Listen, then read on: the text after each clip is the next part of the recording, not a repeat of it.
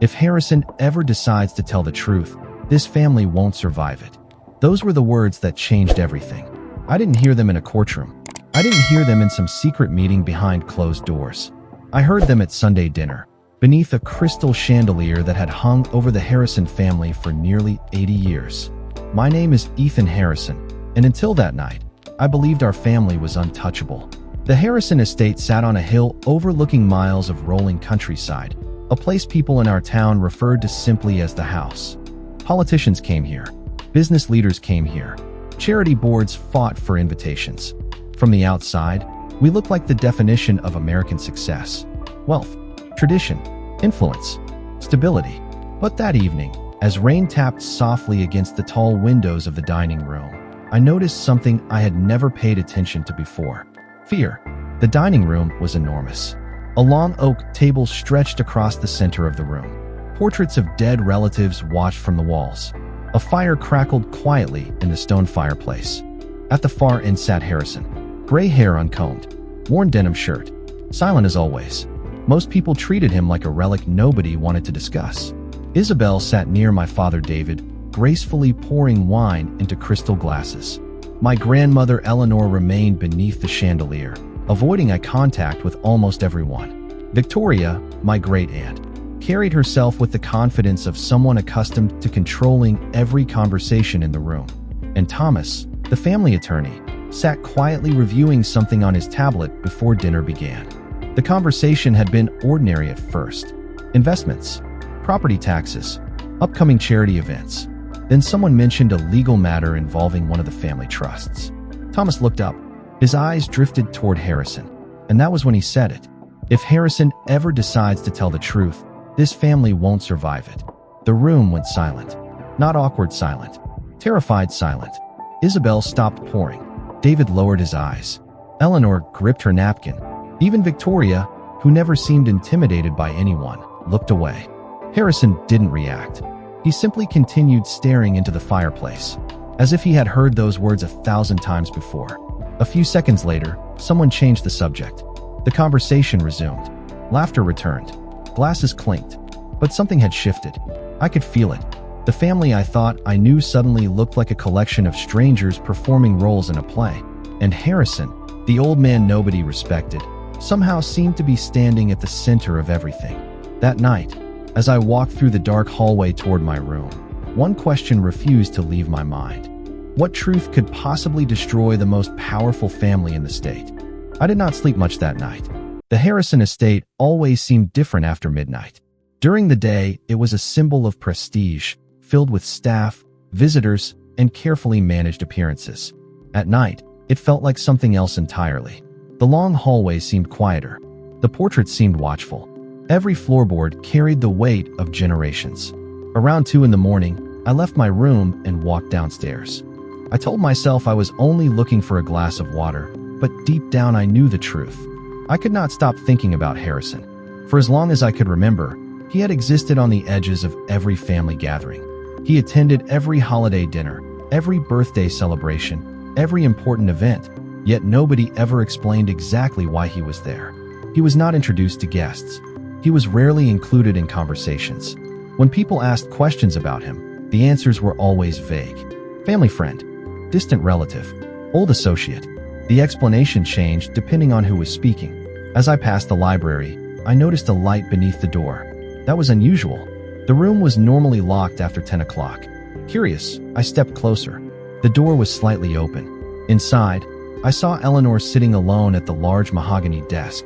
She was staring at an old photograph. Her shoulders looked smaller than I had ever seen them.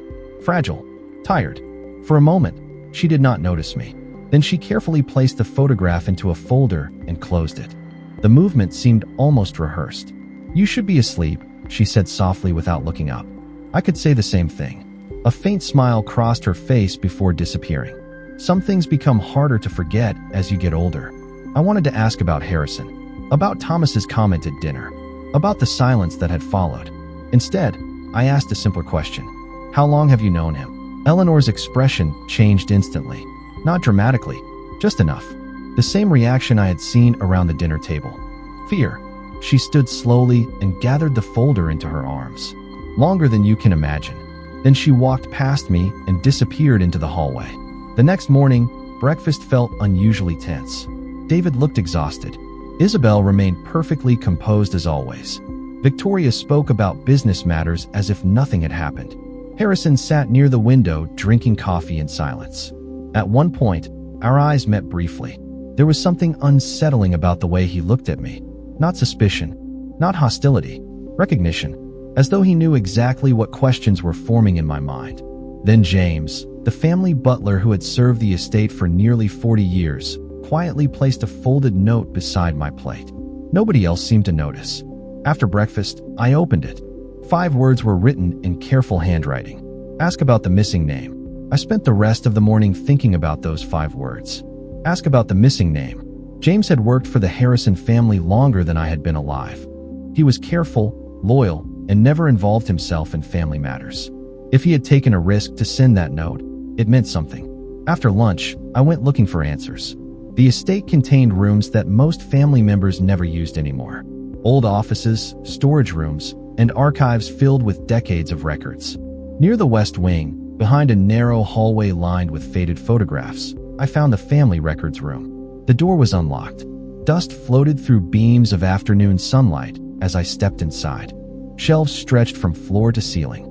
Leather-bound ledgers sat beside framed certificates and boxes of documents. At first, everything looked ordinary. Birth records, marriage licenses, property transfers, generations of carefully preserved history. Then I noticed something strange.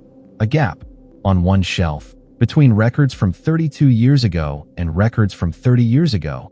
There was an empty space large enough for several volumes. It looked deliberate, not forgotten, removed. I pulled nearby records from the shelf and began reading. The more I searched, the stranger things became. Family trees listed names, dates, and relationships.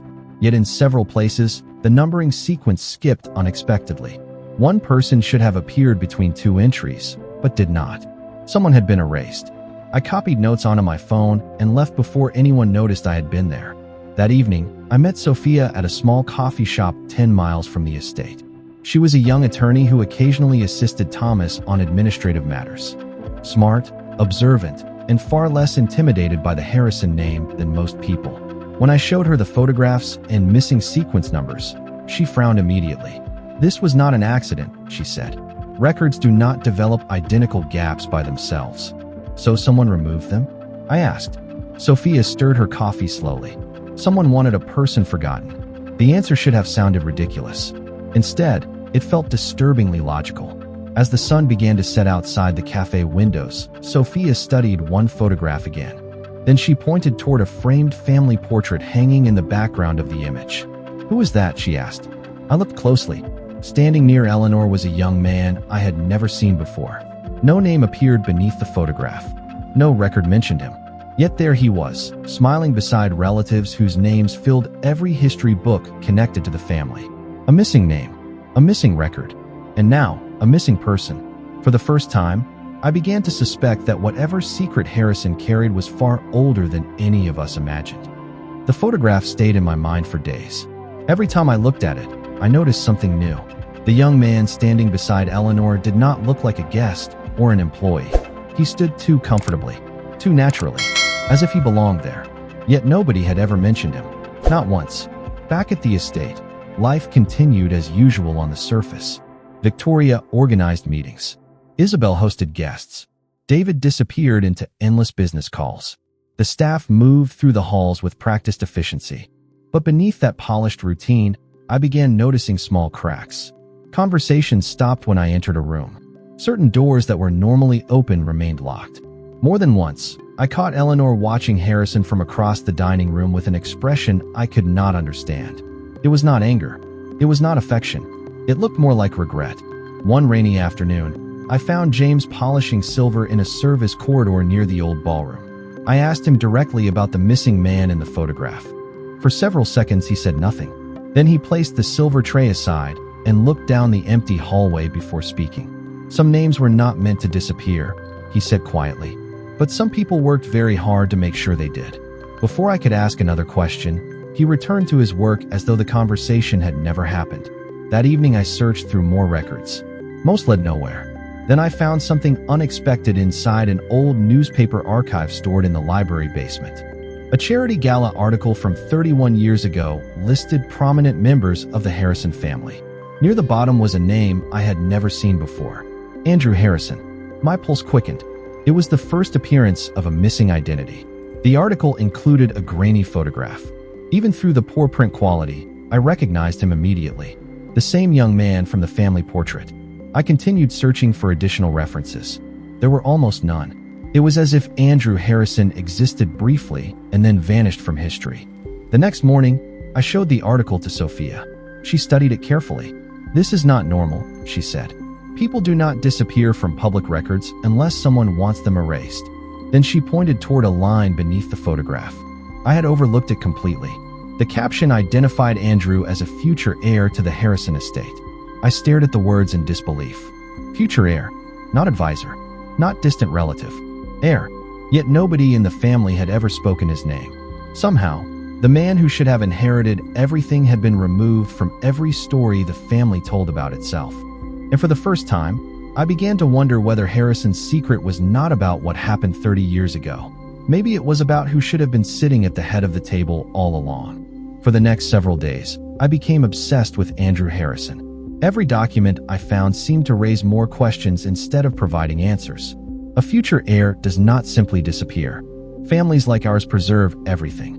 Birth announcements, newspaper articles, charity photographs, school achievements. Yet Andrew existed only in fragments. A photograph here, a newspaper mention there, then nothing. It was as if someone had carefully collected every trace of his life and locked it away. One afternoon, Sophia called me. Her voice sounded unusually serious. She had been reviewing public property records connected to the family estate.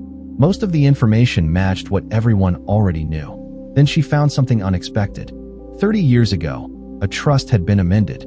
The original beneficiary's name had been removed. The replacement name was heavily redacted in the publicly available copy. "Can you see who authorized the change?" I asked. "No," Sophia replied. "But whoever did it had significant influence."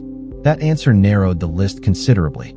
In the Harrison family, influence had always belonged to the same people. That evening, another family dinner filled the enormous dining room. Crystal glasses reflected the chandelier light. The fire crackled softly. Conversations drifted between business deals and social events. Yet I barely heard any of it. My attention remained fixed on the people around the table. Victoria appeared calm and confident as always. Isabel smiled politely at every appropriate moment. David looked exhausted. Eleanor hardly touched her meal. And Harrison sat at the far end of the table, silent beneath the portraits of ancestors who seemed to watch everything. Halfway through dinner, I noticed something unusual. Eleanor dropped her fork. The sound echoed through the room. As James bent to retrieve it, a folded piece of paper slipped from her lap and landed beside her chair. Nobody seemed to notice except me. A few minutes later, after dinner ended, I quietly returned and picked it up. It contained only a single handwritten sentence. Some truths survive because someone refuses to forget. There was no signature, no explanation, but I recognized the handwriting immediately. It matched the note James had given me days earlier. Later that night, unable to ignore my instincts any longer, I walked toward the guest cottage near the edge of the estate grounds. A light glowed through the window. Harrison was awake. As I approached, I saw him sitting alone at a wooden table covered with old documents. For the first time since this began, he looked directly at me and spoke before I could say a word. "You found Andrew's name, did you not?" My heart nearly stopped. Then Harrison leaned back in his chair and said something that changed everything. Andrew was never supposed to disappear. He was supposed to inherit it all. For several seconds, neither of us spoke. The small guest cottage felt strangely separate from the rest of the estate, as though it existed outside the carefully controlled world the Harrison family had built. Documents covered the table between us. Old letters, newspaper clippings, property records, decades of forgotten history. Harrison folded his weathered hands and studied me quietly. "You have been asking the right questions," he said. "The problem is that you have been looking for answers in the wrong places." I sat down across from him. Who was Andrew? Harrison glanced toward the window. The estate mansion stood in the distance, illuminated by soft exterior lights.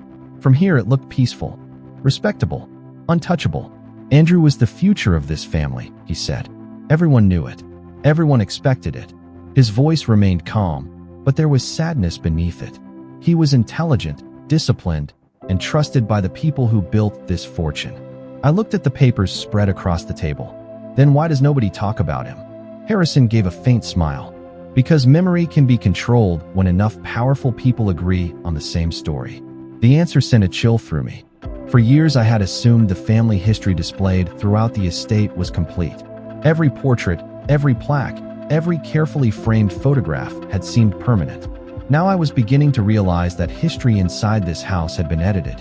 Harrison opened a worn folder and slid a document toward me. It was a copy of an old trust agreement. One name appeared repeatedly throughout the pages.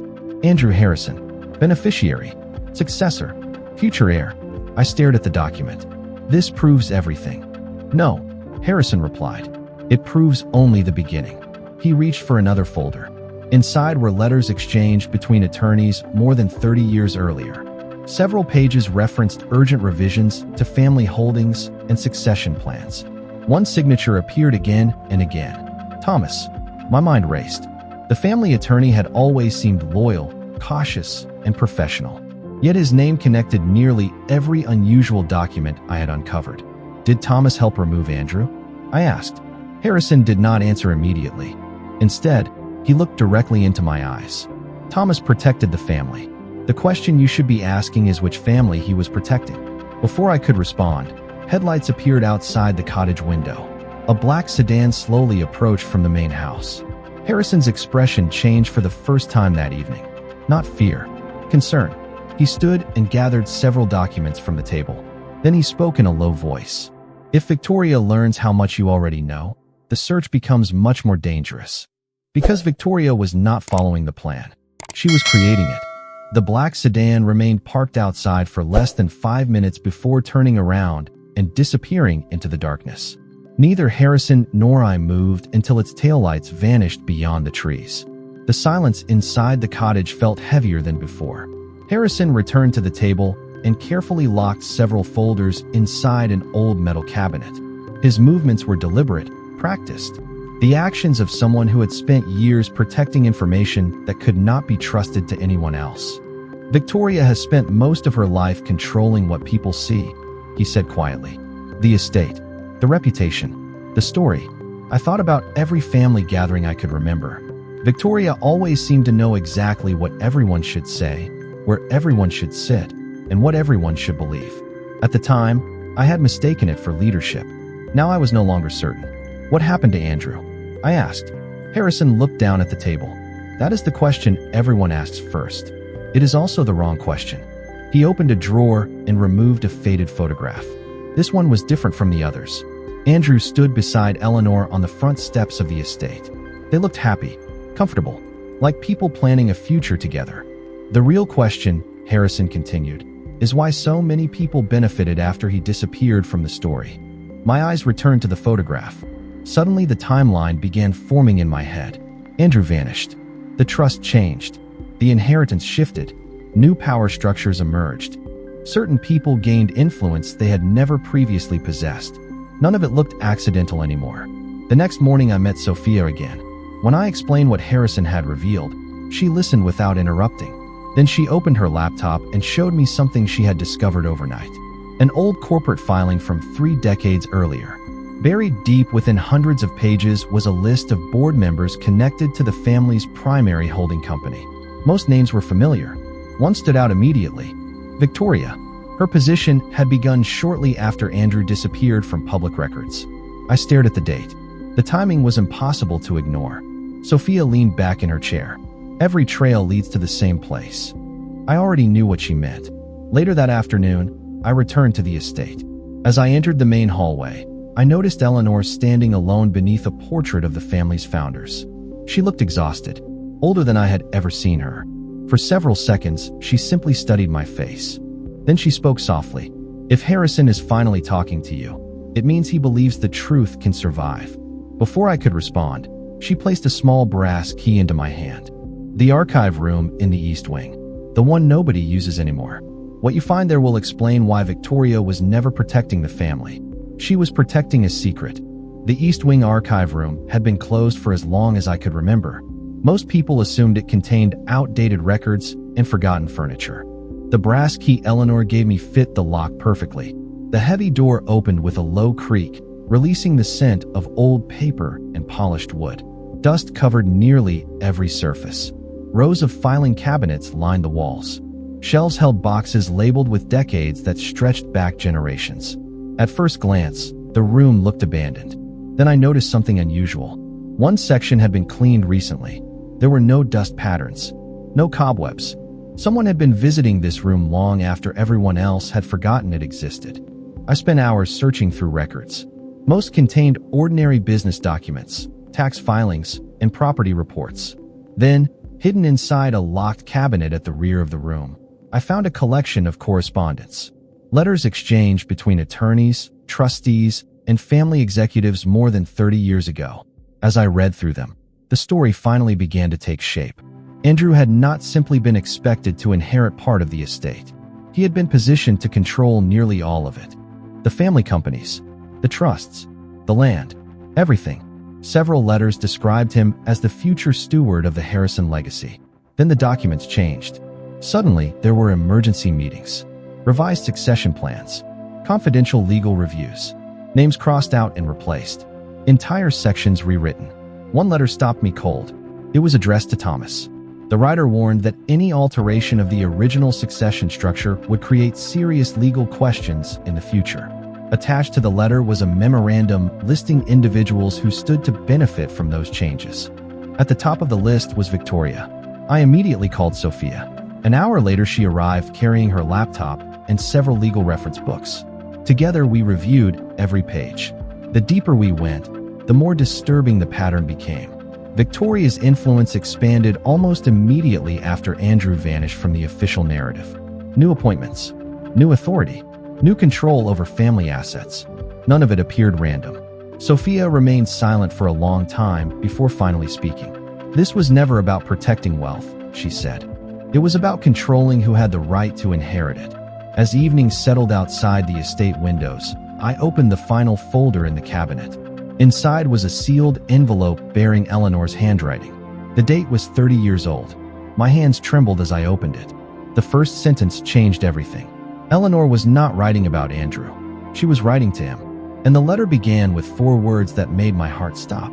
My dear son, Andrew. For a long time, I simply stared at the letter in my hands. Sophia sat across from me in silence, allowing the weight of the discovery to settle. Andrew was not some distant relative removed from family history. He was Eleanor's son, a direct heir, a man whose existence should have been impossible to erase. Yet somehow, over the course of 3 decades, an entire family had learned to live as though he had never existed. The letter revealed even more. Eleanor wrote about her fears for the future of the estate. She described growing tensions surrounding succession, influence, and control. Most importantly, she repeatedly expressed concern that certain individuals viewed Andrew not as a family member, but as an obstacle. There were no accusations, no dramatic claims, just the quiet worries of a mother who sensed something was changing around her. The next evening, another family dinner brought everyone together beneath the great chandelier. The atmosphere felt different to me now. Every conversation seemed rehearsed. Every smile felt carefully measured. Harrison sat at the far end of the table as always. Victoria maintained her usual confidence. David looked exhausted. Isabel remained composed and elegant. Thomas arrived carrying a leather briefcase. For the first time, I noticed how uncomfortable he seemed. Midway through dinner, Harrison slowly stood. The room immediately fell silent. Nobody had asked him to speak. Nobody expected him to. Yet nobody interrupted him either. He looked around the table before placing a folder in front of Thomas. 30 years is a long time to protect a lie, he said calmly. Thomas closed his eyes for a moment. Then, to my surprise, he nodded. No arguments. No denial. Just resignation. Harrison turned toward Eleanor. Tears filled her eyes, but her expression carried relief rather than fear. The burden she had carried for decades was finally ending. Victoria remained perfectly still. Yet for the first time since I had known her, she seemed uncertain. The documents were distributed around the table. Original trust agreements, correspondence, succession records. evidence that the family's history had been rewritten. Nobody raised their voice. Nobody created a scene. The truth itself was powerful enough. As the evening continued, generations of assumptions collapsed quietly under the weight of facts. By the time dinner ended, the family understood something that should have been obvious from the beginning. The estate had never been threatened by outsiders. It had never been weakened by competitors or changing times. It had been damaged by silence. As everyone slowly left the dining room, I looked toward Harrison. For years, he had been treated like a forgotten man sitting at the edge of the table. In reality, he had been the guardian of the truth. And now that the truth finally belonged to everyone, the future of the family would no longer be built on a story someone else had written.